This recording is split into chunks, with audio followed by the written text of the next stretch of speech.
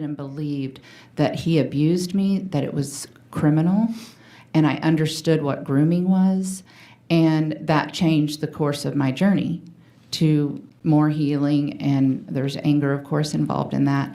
But I was having children. You know, I have 3 sons. They currently range from 17 to 32, and I also am a grandmother of 3.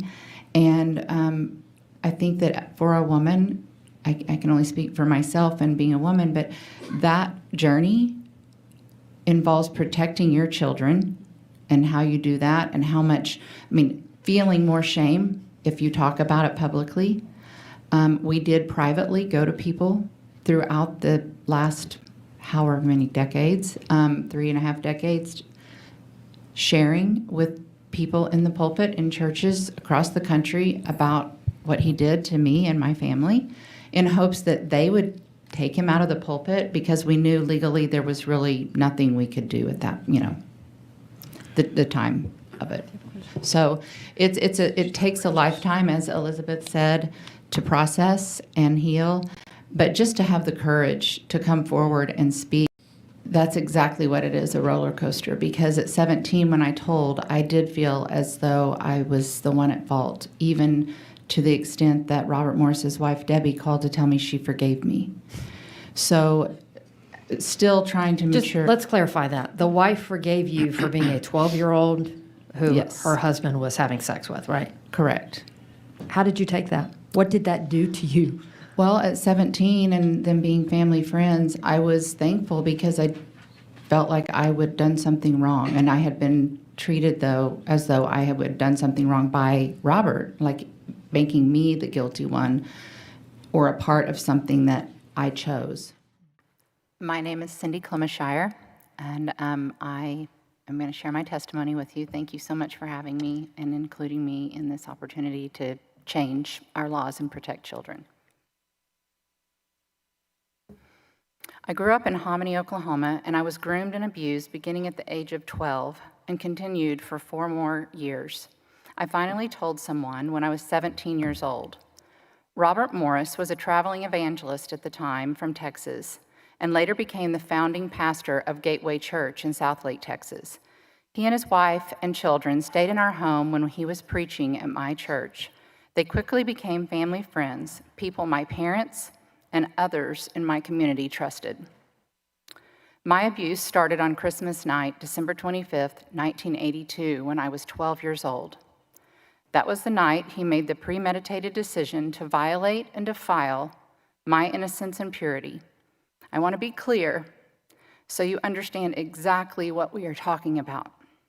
This man, trusted by so many as a preacher of God's word, took advantage of a vulnerable child. I was wearing my favorite pink pajamas with bloomers. He touched me in a way that under Oklahoma law is classified as rape by instrumentation. The word rape often brings to mind brutality, but these predators are calculated. They don't just groom the child, they groom the parents and others around them to gain access. The abuse is often subtle, gentle, not to protect the child, but to keep the child confused and quiet. When Robert finished his first assault on me, the very first thing he said to me, and I quote, "You can never tell anyone because it will ruin everything." This continued countless times over the next 4 years until I finally told someone in March of 1987. Sadly, when I did tell, it seemed as though Robert was right. It did ruin everything in my world. Friendships ended, marriages of mutual family friends fell apart. My relationships with others changed instantly. And at just 17 years old, I thought it was all my fault. As I began the lifelong journey of dealing with the aftermath of child sexual abuse, my life seemed to attract more shame, while Robert's attracted more fame. I was in and out of marriages, spent over a decade in counseling, and tried to find healing through various churches and seminars. I was searching for understanding, for peace, and for forgiveness. By 2007, 20 years after the abuse ended, I realized I could potentially receive some form of financial restitution. My attorney sent a demand letter for $50,000, just enough to cover the cost of counseling. His attorney responded not with compassion, but with a letter accusing me, a 12-year-old child at the time, of pursuing him. They countered with $25,000, but only if I signed a non-disclosure agreement. I was 37 years old at that time. I refused. There was no way I would ever sign something stating I could never speak about my own life. Had I agreed to that NDA, Robert would have continued to have power over me.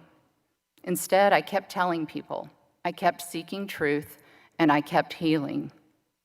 Because I refused to sign that NDA at 37, I am able to sit here today at 55 years old and share my story in hopes of helping others. In March of this year, March 12th of 2025, my abuser was indicted by the Oklahoma grand jury on 5 counts of lewd acts with a child. This is what happens when survivors are not silenced. NDAs may be presented as legal formalities, but in cases like mine, they are tools that continue the abuse. They protect the abuser and keep victims in shame. They prevent the children from being protected, and they make it harder to stop abuse from happening again. The only way to have a chance at ending child sexual abuse is to tell the truth.